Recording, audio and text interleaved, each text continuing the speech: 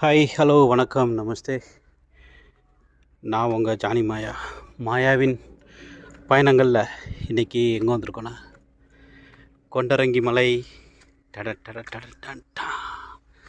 தூரத்தில் தெரியுது பாருங்கள், அங்கே தான் போகிறோம். சும்மா அப்படியே ஜாலியாக சோலோவாக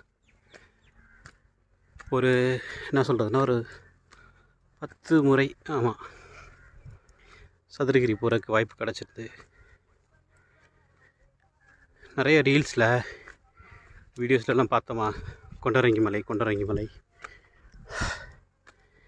என்னடா அதுக்குள்ளே கேட்டு போடுது.